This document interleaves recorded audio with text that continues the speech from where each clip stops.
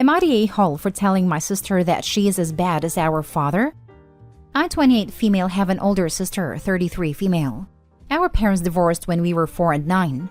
Our mother got full custody because our father was not a good person. Then our father kidnapped us, and from 4 to 16 I lived with her and our father in cult. It was your run-off-the-mill Christian cult. Homeschooled, forced to dress modestly, any type of independence is seen as sinning, etc. But when I was 16, the cops finally arrested him and we were reunited with our mom. The first few years of freedom were wild. We finally got to grow as individuals, experiencing normal life and face our traumas in therapy. My sister became a tattooed, pink-haired career woman. I went to college, worked for a couple of years, met a good man, and decided that being a stay-at-home mom is what I really want. Looking at me, you would think that I am embodying what we were taught as kids in the cult, but that's not true. Just find myself in dressing in feminine clothes, taking care of my home, my husband, and my kid. I'm an equal in my relationship. I know how to assert myself, and I am as far from what I used to be as my sister is. My sister, on the other hand, doesn't think so. She takes every opportunity we meet to try and save me. She tries to convince me to leave my husband and my kid, pushes me to get a job, tries to force me to go clubbing with her, tried to force me to get makeovers, etc. I finally had enough yesterday. She made a dating profile for me on Tindr, and she has been chatting with a guy and had set a date already. I was furious. So we got into a screaming match that ended up with me telling her, "You are exactly like Dad. You are both trying to change me to fit the idea of what you think I should be." She was shocked, didn't say anything and just left. Her partner told me that she had an anxiety attack and is ramping up her therapy sessions. And now I am feeling like an a-hole. Not the a-hole. What you said is exactly right. She wouldn't listen to you before. Sometimes it takes a verbal slap in the face with reality to get through to someone. Something that I've learned, the people who visibly rebel the most tend to be the ones who are the most similar to what they're rebelling from. The sister embodies this intensely, given her need for control. I agree, and for this reason, I'm actually gonna go with no a-holes here. OP, first, I'm really glad you're both out of that situation. Even though you and your sister went through it together, it sounds like the experience affected you pretty differently, which makes sense since you're two different people. Based on what her partner told you about your sister's reaction, it sounds like her identity as the rebellious one is actually pretty brittle, sort of like an emotional exoskeleton. What you said to her wouldn't have affected her so much if there hadn't been a kernel of truth to it. It was hard to hear, but the good news is that she was ready to hear it. I know that because she heard it. If she wasn't ready for it, she would have shut down instantly by lashing out at you, doubling down on the party girl thing, etc. She'd probably have quit therapy too, but that's not what she did. She heard what you said and recognized the truth of it, and she's dealing with it in an appropriate way. It would probably be good to let her know you love her and that you're there for her, but also to give her some space and follow her lead for a bit. I know this is upsetting, but it also sounds pretty healthy. I think you're both gonna be okay. The moment you start pretending to be someone else online, you become the a-hole. I hope he's married. If her husband or anyone who knew her saw that Tindr account, she'd be receiving the heat of it, not the sister. Sister is an equal victim of the cult, but Opie didn't steal her identity online. That tips it to not the a-hole for me. She needed to hear the truth, Opie. Ramping up her therapy sessions is the best thing you can do right now. All the women I know in harmful relationships have careers. She needs to learn that's not a way to measure freedom. Definitely not the a-hole. It sounds like you are happy and secure in being who you want to be. It's not your fault that she can't see or accept that. It almost feels like she's overcompensating for the lifestyle you had growing up, while you've found your middle ground.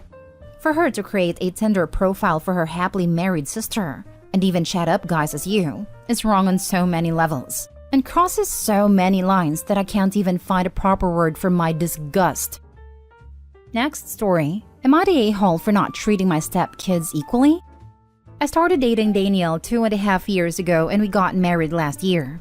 Daniel has 5 kids with his ex-wife. Ava 11, Jason 9, Isabella 6, Sophia 5, and Andrew 3. Daniel's ex never liked Ava. She blames Ava for leaving her trapped in a relationship with her dad.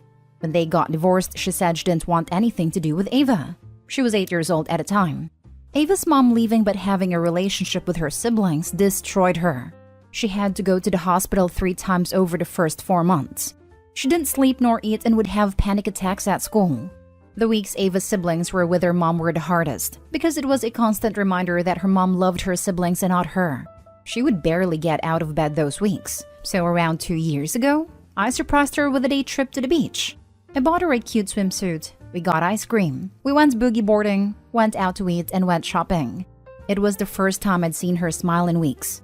I noticed it was helping Ava, so we started to go out more and more. When our siblings are here, it's something small like dinner before therapy. But when they're not here, we go camping, we go hiking, we try new restaurants, we go back to the beach, etc., and she loves it. I don't spend nearly as much one-on-one time with the other 4 kids for 2 reasons. These kids already have a mom that loves them and they don't need it as much. It is so much easier to do anything with 1 kid than 5. When I spend time with Ava, I stick her in my Honda and we go.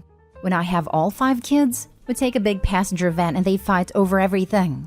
It takes twice as long to go somewhere because I keep having to pull over and break up a fight. I do take all 5 kids out 1 to 2 times a week when they're with us, but it's not usually a big trip like what I go on with Ava.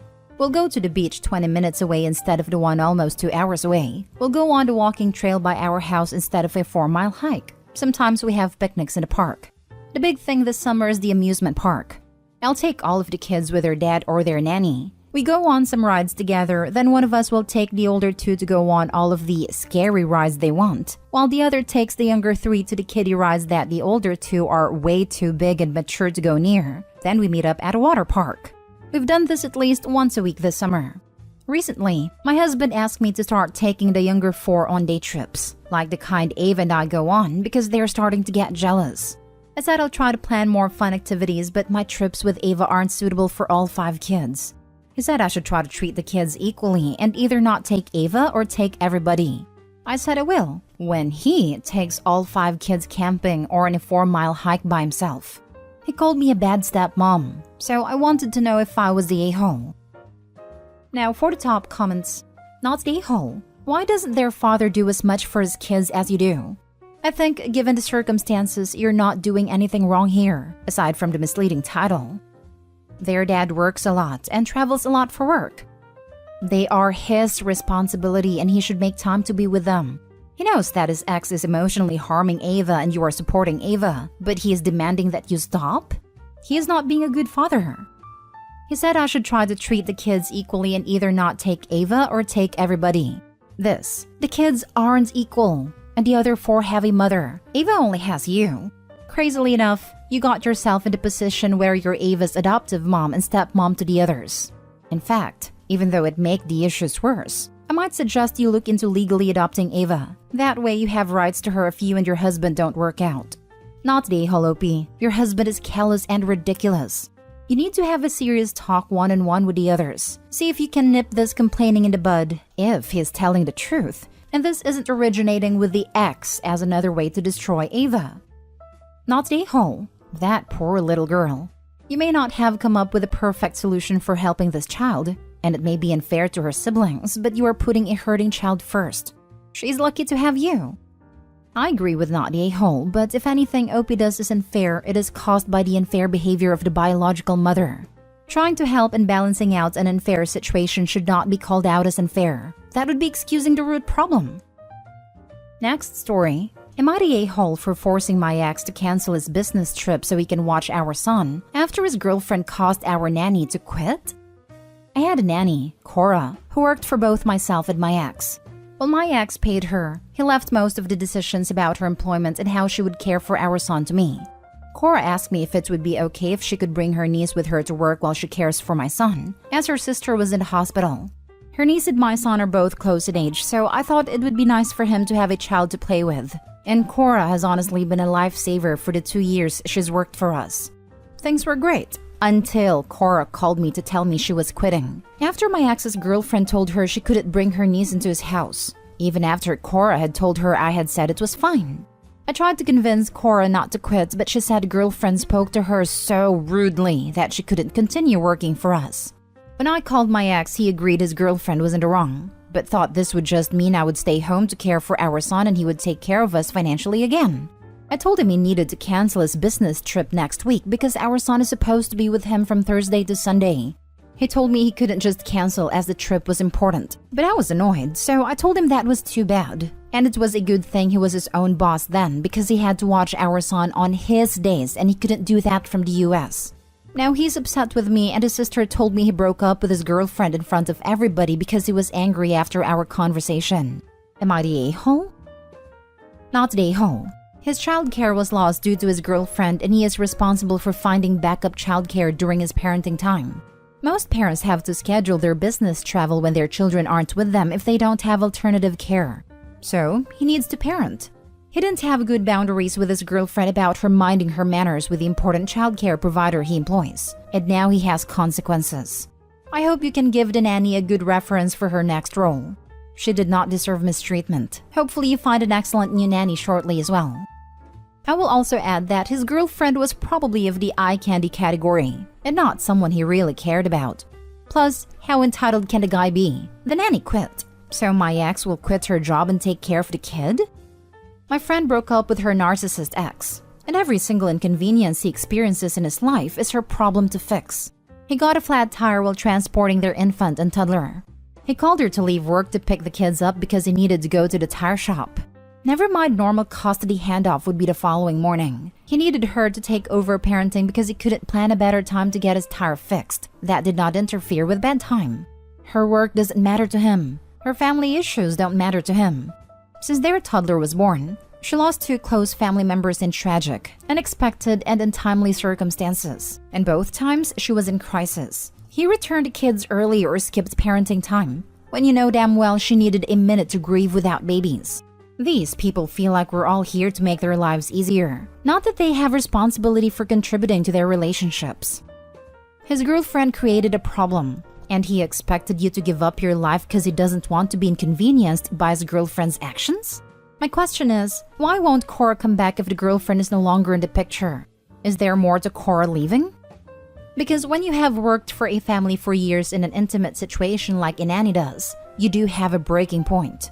I'm going to guess the girlfriend was not treating Cora very well in general. That this was discussed with the father multiple times and he ignored the situation until it got to this point. Even if the girlfriend is gone, the father was disrespecting Cora by even putting her in this situation and she got fed up. Now for the last story, am I the a-hole for not giving my nephew his birthday gift? Just bear with me for a moment. My 29 female nephew Josh, 12 male, is quite spoiled. His parents, my brother and sister-in-law, show blatant favoritism towards him over his younger sister Lou, 9 female. As a result, sadly Josh has grown a little entitled. He also is quite mean to his younger sister, because his parents never believe her when she tells him what is done to her stuff. Now, I'm usually very strict, and when the kids are with me for a weekend, Josh is usually on his best behavior. Now, Josh's birthday was yesterday. Lou had a spelling bee last week, and she got first prize. Her parents brushed it off, but I was very happy for her because she spent hours learning each word, and I was very proud. So when I took the kids' day before Josh's birthday, so he could pick out a gift for his birthday, I got Lou a stuffed animal as a "you did great," while Josh picked this game that he's been wanting. The birthday party was yesterday, and when I went to their house, Lou had been grounded and was not allowed to attend, and the 2 friends she had invited were also sent back home. I thought it was extreme and asked what she had done. Turns out that Josh and her argued over the TV remote, and Josh went to her room and destroyed her stuffed animal that I gave her and told her she didn't deserve it. Lou screamed at him and my brother got angry with her temper tantrum and had her pick up the pieces of the stuffed animal and throw them in the trash, all the while she cried. She was then grounded. By the way, Josh's best friend was the one who spilled the beans to me and also told me that Josh goaded his parents into the punishment. I was furious and refused to give Josh's birthday present, telling him he didn't deserve it for being mean to his sister. I also told off my sister-in-law and brother that they're growing insanely cruel towards their young daughter. Now, my family is angry that I refused to give Josh's birthday gift. So, am I the a-hole? Now, for the top comments. Not the a-hole. Make sure you let her know that she has family that does love her and cares about her, because she is likely to need that support as she grows. Be ready to be put at a distance and ready to support her when you can. I'd start to document everything and ask about guardian rights for Lou. Poor thing being so neglected. I'd have a talk with brother and sister-in-law over this favoritism. And if it doesn't stop, then not only will they lose their relationship with their daughter, but also consider talking to a lawyer about gaining rights for her, as she is being neglected and the punishment she's enduring. Keep an open channel with her so she knows she's got someone on her side. Not an a-hole. His parents are just the worst. They are, and they are making a monster. Well done for speaking up. Awful parents. Offer to adopt her if you can, as they are negligent. I hope you're around when she's a teenager and needs somewhere to live when they find an excuse to kick her out. I come from a family where sons are preferred over daughters. When my sister-in-law found out she was expecting a girl, she wanted to get rid of her, but she was too far along. I did offer to adopt her multiple times, but they have an image to maintain, and they refused to let me. My parents were the same with me. Wait, what? How? Can I ask what culture you come from? And why boys are valued so highly that your sister-in-law considered aborting her daughter? I'm extremely curious because I've never heard anything like that before. I'm South Asian, but we live in the West. I don't want to share too much because sister-in-law is very active on this thread. Good. I hope she reads these comments. She's a terrible parent. Am I the a-hole for not splitting the proceeds of the sale of our parents' house? When my mom died, back in 2018, she left me and my siblings a decent chunk of money at her house. My siblings wanted to sell the house and split the money, but I wanted to keep the house. It's a unique property with a pretty big lot in the middle of the city. The house is 4 bedrooms, 3 baths. There is a pretty awesome deck, and most importantly, not in an HOA. I had some sentimental attachment to it, but mostly I thought the house was better for my situation than a pile of cash. So I asked them if I could buy them out, and they were pretty excited about the idea. The house would stay in the family and they still get their cash. We got it appraised, hired an attorney, and went through with it. My portion of the inheritance and a chunk of my own savings were enough to cover their shares. As soon as it was done, me and my then fiancé moved in. We saved a bunch on rent. The house was paid off, location was great, and we were really happy with the house. My brother burned through the cash in 2 years. He fancied himself an influencer. He bought a Maserati for cash, went to expensive nightclubs, vacationed in exotic places. Good for him, but money's gone. My sister and her husband bought a really expensive boat. I guess that's better. They did use it pretty often and my nephews love it. But from what I understand, her portion of the money's gone too. I got married and we had a son. We would host my siblings on holidays and at Christmas before COVID, and I started to notice it. They were making snide comments about how much the house must be worth now. Since 2018, we had an influx of people to my city. It's growing rapidly, and the price of the house essentially tripled. We've had a bunch of all-cash offers on the house when we weren't thinking of selling. But this year, we decided to move. My wife was pregnant again, and we were going to relocate closer to her family. I talked to my boss, and he said the place we were moving to had an office I could commute to on the days I work in the office. So we put the house on the market, and it sold pretty quickly, and that's when the trouble started. Both of my siblings think that I owe it to them to split the profit I made, because it's only fair. We were in the middle of a move-in house hunting in a new place, so I didn't really have time to go on about this. Well, it's been months, and they have not stopped bothering about how I cheated them out of a portion of their inheritance, and I was being really selfish. They point out that the process of me buying them out was pretty smooth. We didn't have any problems or hiccups, and they did me a favor by not kicking up a fuss. Now they want to split the profit, because it was their house too. This has become really toxic, and most of my family's on their side. My mom's sister says it would have broken her heart to see her kids fight like this, and I should just split the money with my siblings. My dad's sister thinks I should buy them off so they shut up. Am I the a-hole for refusing to split the money? Not the a-hole. The fact that they didn't understand that you can either invest or spend an inheritance is not your problem. They chose to spend their inheritance, while you chose to invest yours. Now that they've pissed theirs away, it's on them. One squandered it on an expensive car that lost value the moment it came off the lot, the other wasted it away on a floating money pit. If Opie gave them more money, you can guess they will squander it. Opie made a fair deal, not the a-hole.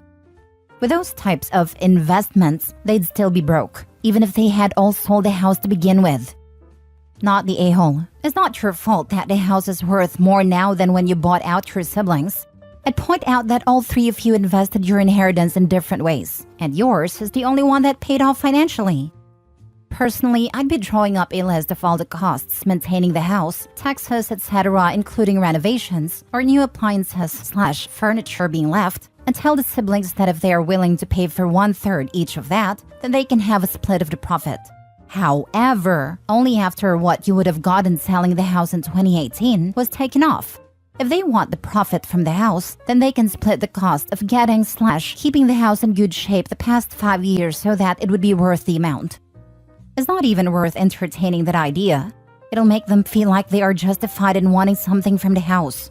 Opie bought them out, and if the house had turned into a money pit and Opie had lost money on it, they would certainly not be offering him money to cover his losses. They wanted to sell the house and split the money. They effectively did that, except that the house was bought by Opie and not some stranger. Opie does not owe them absolutely anything. Next story. Am I the a-hole for not allowing my friend to move with me and my children? I am a 32-year-old widow to 3 young children. We live in a small but cute 3-bedroom that is too small for us, but due to cost of living and COVID, we ended up renting the home longer than originally expected. The house has a renovated garage-type space in the back, and about 6 months ago my friend Trish asked if she could stay because she had nowhere to go with her 2 kids. I told her that's fine, but that I would not be renewing my lease because I am purchasing a home. Trish has not saved any money nor gotten a job. I reminded her last week that I would start putting in offers on homes this week. We put in an offer this past Friday and found out today that I was accepted. I let Trish know that if things went well, we would be leaving in 30 to 45 days. She asked me about the house and then said that the house doesn't have a space for her and her kids, but otherwise it was perfect. I thought she was joking and said that once we get settled, we will figure out something for sleepovers with the kids. Trish seemed totally taken off guard. She said that she didn't think I was really going to move without her and that she had nowhere to go and she would be homeless. She called her sister, and her sister said no, she can't stay because their grandmother already lives there and there is no more space. Trish is now freaking out and saying that we've all turned our back on her. Her parents don't have their own place, nor do their grandparents. I recommended income-based housing and a job, but she said she doesn't want to put her kids in daycare. She says that I have more than enough money to help her and still buy a house. I work 2 jobs and have busted my butt to buy this house, and have enough money for furniture and everything to be the way I want. So I basically told her I can't help her, and the lights will be out on September 15th. Am I the a-hole for leaving her with nowhere to go? Not the a-hole. You gave her 6 months. She is not working and she is not planning to work. Her plan is to exploit you. That's the part that's outrageous to me. You work 2 jobs, and she apparently feels that it's fine for you to support her joblessness. She wants you to enable her to be a stay-at-home mom. She is basically using OP as a substitute partner. This is gonna continue until OP kicks her out, or she finds another person to bankroll her. Trish is not your friend. She is angling to be your dependent, trailing her 2 kids with her. I wouldn't let her have your new address if you haven't already given it. I'd be very careful about allowing her entry to your new home at all for that matter. Not the a-hole, and no sleepovers for the kids. She'll try to leave them with you or stay herself. Watch out for all males. Make sure there's nothing with her name coming to your new address. She might try to claim residency. She doesn't have the address for the new house. I also wasn't planning sleepovers, but didn't want to hurt her feelings. The new house is gated and you have to show ID to get in. My sister told me to tell security about her. Your sister is a wise woman. Don't stress about this though. Moving house is stressful enough. It's a shame that you've stumbled onto a take-a-mile person posing as a friend, but most people aren't like her. She'll find a new person to try and bleed dry soon, and you'll be her new sob story. Because it's definitely not her fault she has no home, and no one left who will support her. Congratulations on achieving this awesome-sounding new home for you and your children. Enjoy the fruits of your labors. Next story. Am I the a-hole for retiring and moving to South America like every single person in my family knew I planned to do since I was 16? I'm male 55, just pulled the pin on my retirement. I put in 33 years of work and I'm done. I bought property in South America 12 years ago, and I have been building our retirement home down there. I have dual citizenship, so I can own property without it being a hassle. The house was designed to be perfect for us. We have a pool, a small house for the caretaker/gardener, and 34 different fruit trees. The bathroom is up to North American standards, and the showers, grab bars, and stuff already built in for when I'm old. Everything is on one level, so there are no stairs. My wife helped by making suggestions to the designs of the house and by taking care of decorating it. We have been vacationing there for 8 years now and renting it out when we aren't there for some extra money. We have hosted friends and family there, both with us there and on their own. My wife has now decided that she doesn't want to live there for 7 months of the year. We have grandkids now, and she wants to be more involved in their lives. I love my kids and grandkids, and my parents also live up here. But I am done with winter. If I never see snow again, it will be too soon. The house has guest rooms and flights are cheap. If they want to see me in the winter, they are all welcome to come down. Plus, I will be back for 5 months in the summer to do some contract work, and I will see everyone then. My wife said she didn't want to go down this winter, and that is absolutely her right. I booked my flight for September, and she asked me about the expense on the credit card. I said I was leaving for the winter like I had told everyone I was planning to do. This is when she said that she didn't want to go this winter actually meant she didn't want us to go this winter. I said that I was going, and that I would see her in the spring unless she changed her mind and came down. Now her, my parents, and my kids are bugging me about leaving her alone for the winter, but it is 100% her choice. Now for the comments. Not the a-hole. You can't force her to live there, but you can't force you to live where you don't like either. If I never see snow again, it will be too soon. Same here. I hate snow. After one particularly bad winter, I vowed to be somewhere warm by the next winter. It started an entirely different life path for me. OP, if you aren't happy in the snow and cold and the short depressing days, then you don't need to be there. Not the a-hole. This is such an AITA response where everyone is an island. Married people make compromises for each other. There is a middle ground where they spend 3 of the worst winter months in South America together, and then OP heads back alone for a couple of weeks here and there throughout the year. People are allowed to change their minds about where they want to live long term. Wife isn't an ass because she became more attached to her grandkids than she anticipated. Yeesh. When wife said she didn't want to be away 7 months anymore, there has to be a big discussion, and they both have to give a little. To just shrug like he is fine with it, and then book flights without saying anything is a huge a-hole move. The members of this board must be deeply lonely or hate their spouses, since the majority thinks this is a-okay. These two might as well divorce if OP is happy to spend 7 months of the year away from his wife and doesn't care about her wishes. While I agree about it being a discussion that needed to happen, literally everything you say here also applies to the wife who is not compromising either. Also, a 7-year plan of retirement isn't something you back out of suddenly. This has been OP's life goal for literally their whole marriage, and it is pretty clear that was well communicated, given the buying, vacationing, and prepping for this every part of his life. She's entitled to change her mind, but frankly, this is a pretty huge slap in the face for him.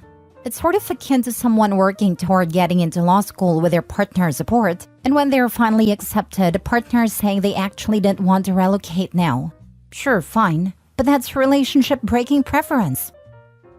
Last story. Am I the a-hole for telling my sister-in-law she shouldn't have married my brother if she wanted for her child to have a big brother?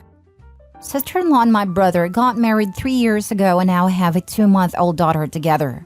My brother has a son, Jax, 18, who was raised by his maternal grandparents from the age of 5 after his mom passed away. My brother was not part of Jax's life. I was. I have made an effort to be a big part of his life. I see him as much as possible. He has spent the night at my house several times. He's my nephew, and I was never going to abandon him the way my brother did. Sister-in-law asked me to give her Jax's contact info when she was pregnant, so she could tell him he was going to have a little sister. I told her that Jax did not want her or his dad to have the contact info, and he already knew she was pregnant. She asked how, and I told her I let him know, because he had always wanted to know if my brother or someone else in my brother's life might try to reach out to him. He's not interested. He's felt that way for years, and I respect that. Having a half-sibling coming into the world means nothing to him. As far as he's concerned, he will always be an only child because he only has one parent, his mom. Sister-in-law decided to track Jax down on social media before her baby's shower to invite him. He never replied and he didn't show, which I knew beforehand. Sister-in-law was upset about it and vented to me. I mostly ignored her. It was after my niece was born that the incident in question happened. Sister-in-law reached out to Jax again and was blocked and reported for harassment. She was upset and said it wasn't fair Jax was taking it out on her daughter and that she deserves to have her big brother in her life, despite my brother's mistakes in letting him be out of his life. She was getting very blamey toward Jax, and I did not want to hear it. I told her if she had wanted her child to have a big brother, then she shouldn't have married a deadbeat dad. She shouldn't have married my brother, because they have zero right to expect Jax to want anything to do with any of them.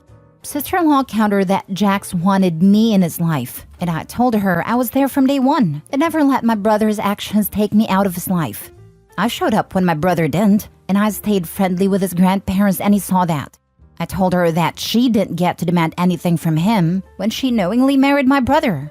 Sister-in-law said I was blaming her for no reason, and I should be more understanding that as a mom she wants the best for her kid. Am I the a-hole for what I said to her? As a mom she wants the best for her kid, then she shouldn't have married a deadbeat dad, not the a-hole OP. The entitlement is strong with his sister-in-law. What's really sad is she apparently didn't care about meeting Jax and brushed aside the warning that she was dating a deadbeat till her baby was involved. Was this really only about roping a teenager who could be made to babysit because she's your sister? She said it herself. She wants what is best for her kid. Jax isn't hers and is treating him like a commodity. She isn't respecting him or thinking of him. You're not the a-hole for supporting your nephew, as it's especially clear this woman is as much a piece of work as her brother.